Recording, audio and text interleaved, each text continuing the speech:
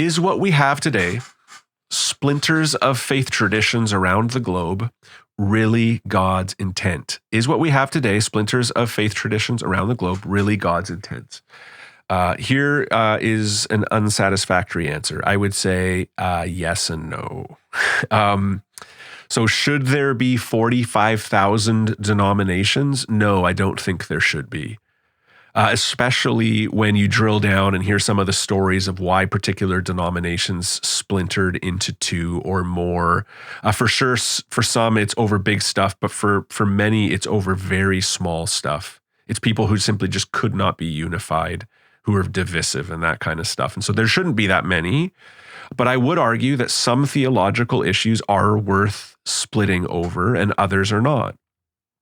And so categorizing, for example, things like what first order doctrines are, like salvation, gospel-oriented doctrines, first order doctrines about the person and work of Jesus and the way of salvation, that's a first order doctrine.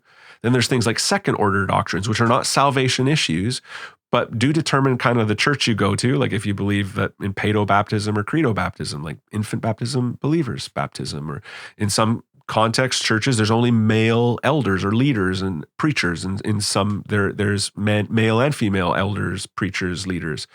And so so those are second order. They kind of determine where you go to church, but they aren't salvation issues. And then there's like third and fourth order doctrines, which we just need to like be willing to disagree on and have some grace for each other on, which isn't always the case. So is this God's, intent? I don't know.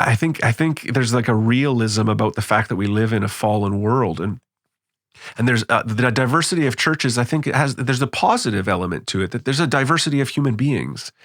And God seems to use the diversity of church traditions and points of emphasis to draw people to Christ that other traditions and points of emphasis simply wouldn't or couldn't. And so, we're so varied in the ways we connect with God. Think of really social activist type churches. They reach people that the more contemplative monastic kind of churches don't, and vice versa. Or think of highly liturgical churches. They reach people that the popular level evangelical church doesn't, and vice versa.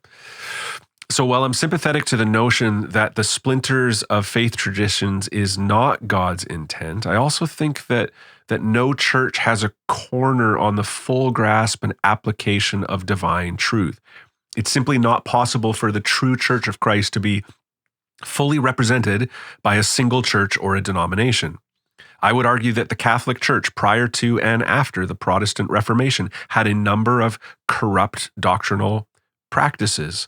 But the Reformers began to assume that they held a corner on truth, yet began splintering almost immediately. So that's an interesting, I'm sympathetic to no, it's not God's intent, but I'm also in a sinful world, in a reality where we're trying to interpret and there's just questions around some stuff, I just think no church, no denomination, no stream has a corner on truth and fully what the church would look like. Finally, I actually think that splintered faith traditions counterintuitively also are a way of keeping the peace.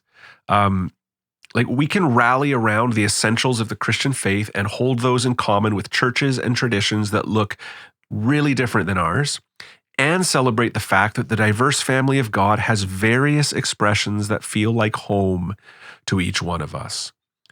Right? That local church setting that you really resonate with is a gift, as is the recognition that we are brothers and sisters in Christ with those whose local church settings would be tough for us to thrive in.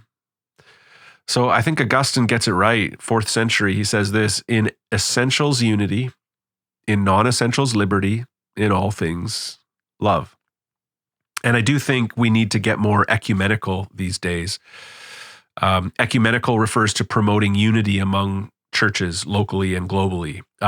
Churches and denominations have spent a lot of energy defining how they're different than the others, sort of as a way of setting itself apart, right? We're better because, wouldn't say that necessarily, but we want to differentiate ourselves and maybe why this is a better emphasis and that kind of stuff. But But as Canada and North America more broadly become more and more post-Christian, it's going to be more and more important to have unity wherever we can, a bias toward cooperation, not division, a bias toward not emphasizing differences, but emphasizing having the essentials of the Christian faith in common. I think that'll be a really beautiful apologetic. If Christians can work arm in arm as much as possible and speak well of each other as much as possible, I think that that'll be beneficial for our witness. And I think it honors Jesus. There is a unity that we can have under Christ.